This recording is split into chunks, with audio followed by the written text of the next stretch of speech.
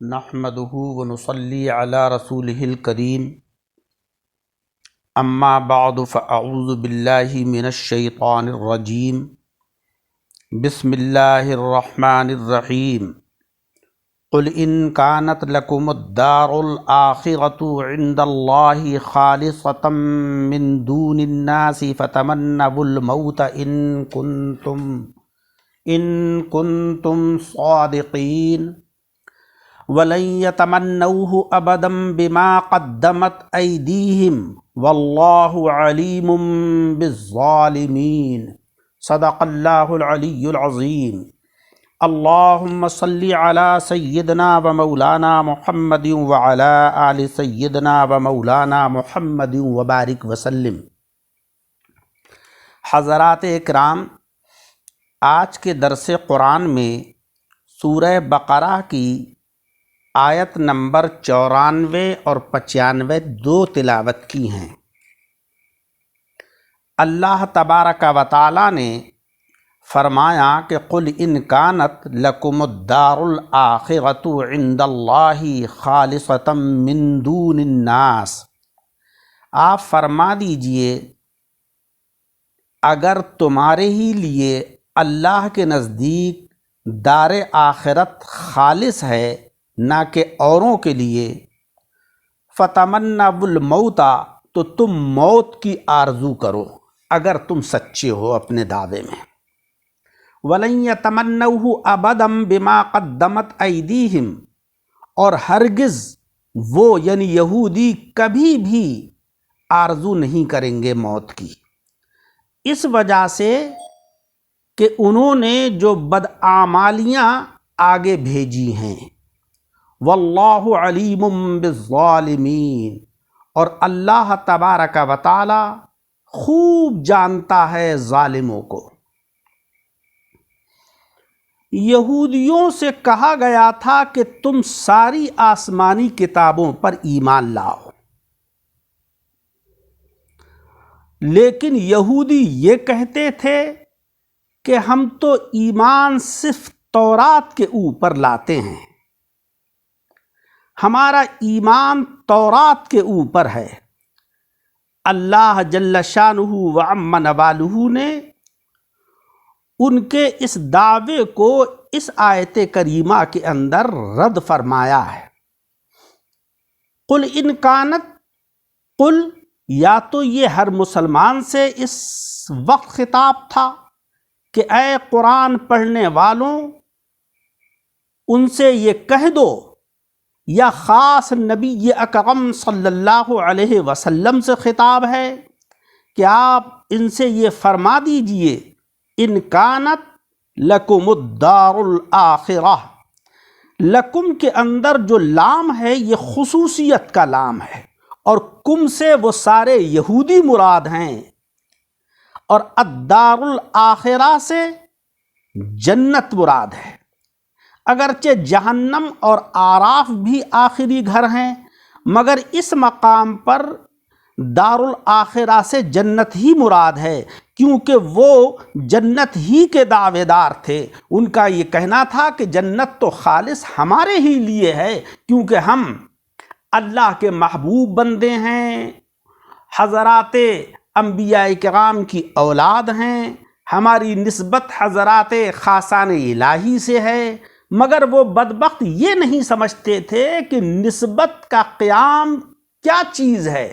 نسبت کا مطلب ہرگز یہ نہیں ہوتا ہے کہ ہم ان کی اولاد ہیں، مقصد یہ ہوتا ہے نسبت کا کہ ہم حضرات خاصان الہی کی تعلیمات کے اوپر بھی قائم ہیں یا نہیں۔ اگر خاصان الہی کی تعلیمات کے اوپر قائم ہیں، ان کے نقش قدم کے اوپر چلتے ہیں، تو حقیقت میں نسبت پر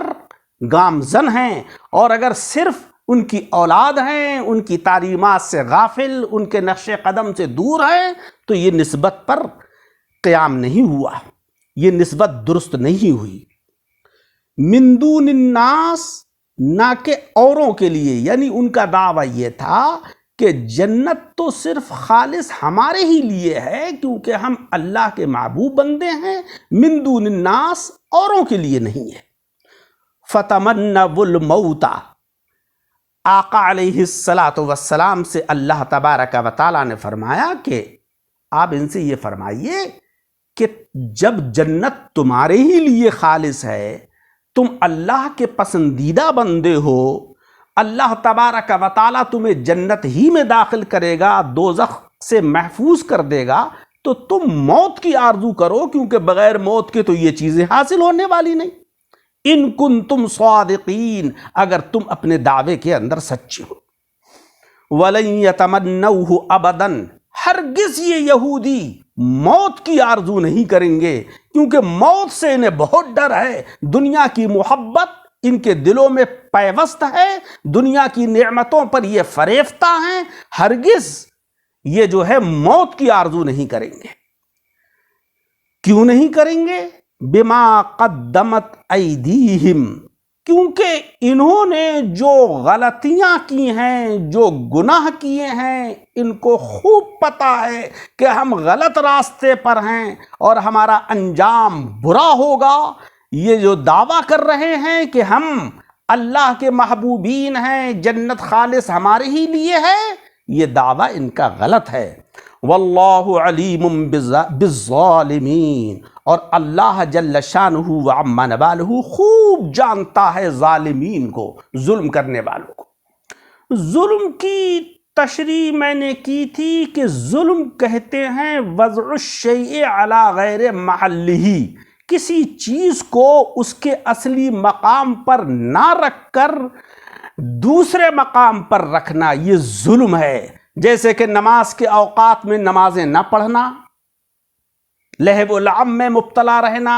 دنیاوی امور کو انجام دینا، آرام سے پڑے سوتے رہنا، یہ ظلم ہے۔ سچ بولنے کے مقام پر جھوٹ بولنا ظلم ہے، امانت کے مقام پر خیانت کرنا ظلم ہے، دوسروں کے اوپر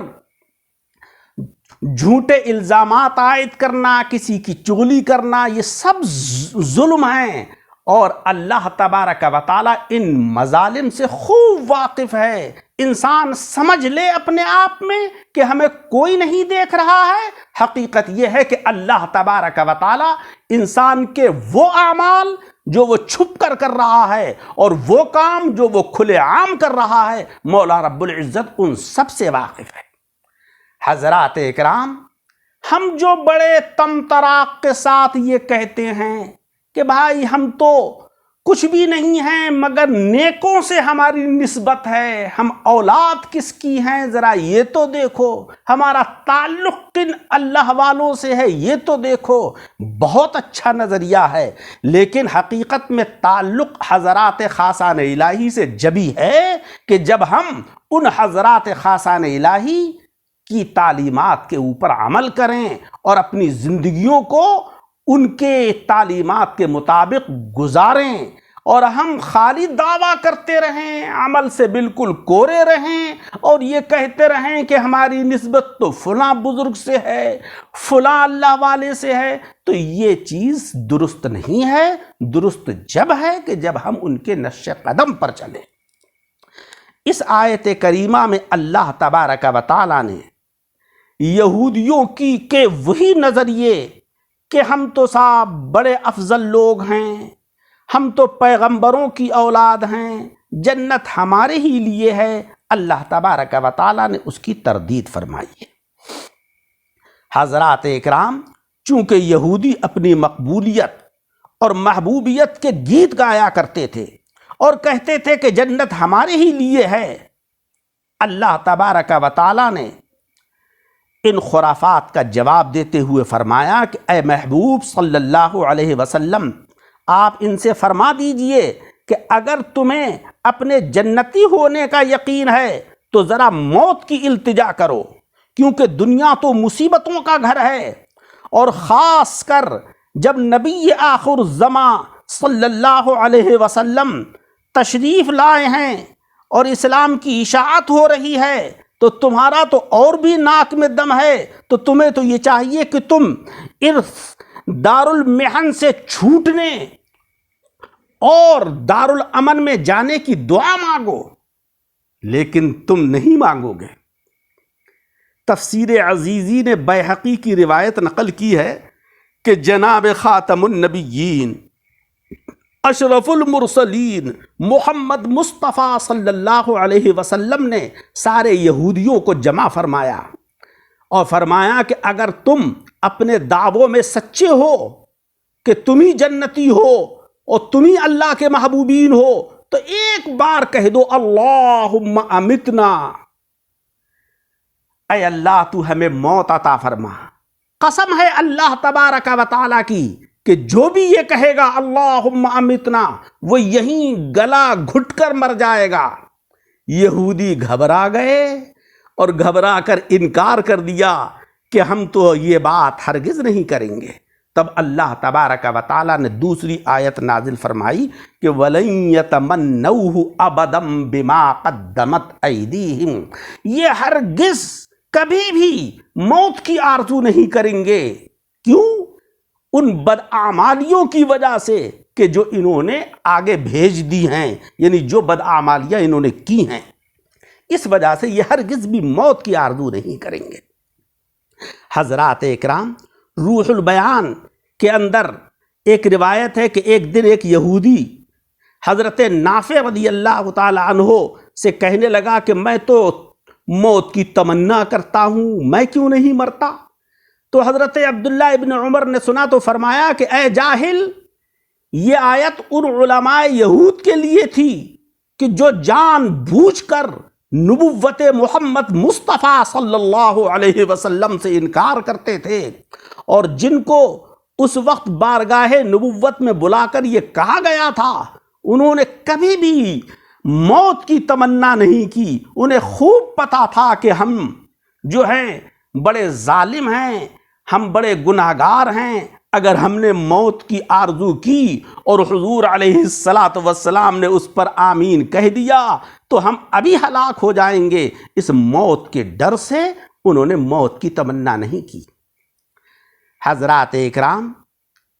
اللہ تبارک و تعالیٰ کی ملاقات اور حضور علیہ السلام کے دیدار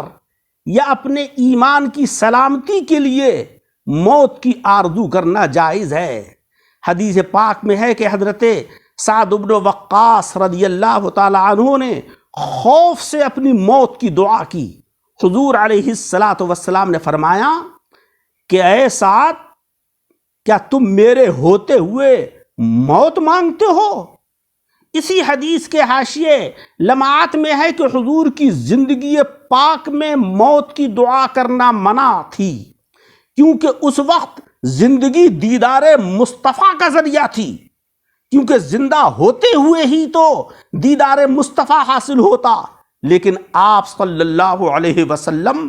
کے اس دنیا سے تشریف لے جانے کے بعد دیدار مصطفیٰ کے لیے اب جو ہے وہ موت ہے ذریعہ، لہذا تمنا موت اب جائز ہے۔ کیونکہ ایک بزرگ سے یہ پوچھا کہ جنت میں وہ چیز بتائیے کہ جس میں ہمیں جنت میں رہنے کا اشتیاق حاصل ہو جائے، تو ان بزرگ نے جواب دیا کہ جنت میں موجود ہوں گے جناب احمد مجتبی محمد مصطفیٰ صلی اللہ علیہ وسلم۔ لہذا اگر کوئی اس عشق و محبت میں یہ آرزو کرے کہ اے اللہ تو مجھے موت عطا فرما تاکہ مجھے دیدار ہو جائے جناب محمد مصطفیٰ صلی اللہ علیہ وسلم کا، تو وہ گناہگار نہیں ہوگا، اس کی آرزو درست ہوگی۔ حضرات اکرام، اس آیت کریمہ سے ہمیں یہ معلوم ہوا کہ ہم شریعت مطہرہ کے خلاف جو بھی کام کریں گے، چاہے وہ ہمیں حقوق اللہ کو تلف کرنا ہو یا بندوں کے حقوق کو پامال کرنا ہو، جو بھی ہم عمل کریں گے شریعت کے خلاف وہ ظلم ہوگا، اور اللہ تبارک و تعالی ہر شخص کے ظلم کو خوب اچھے طریقے سے دیکھ رہا ہے، اور جب اللہ رب العزت ہر ظالم کے ظلم سے خوب اچھے طریقے سے واقف ہے تو اس کو اچھے طریقے سے سزا بھی دی جائے گی۔ لہذا مولا رب العزت سے دعا ہے کہ اللہ تبارک و تعالی ہمیں ظالمین سے نجات عطا فرمائے، ظلم کرنے سے نجات عطا فرمائے، اور شریعت مطہرہ کے اوپر قائم و دائم فرمائے، اور ہمیں قرآن عظیم کو پڑھنے، اس کو سمجھنے،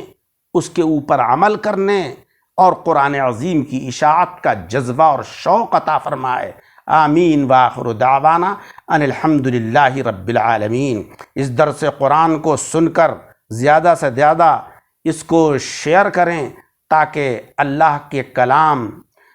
کی دعوت دوسروں تک پہنچے۔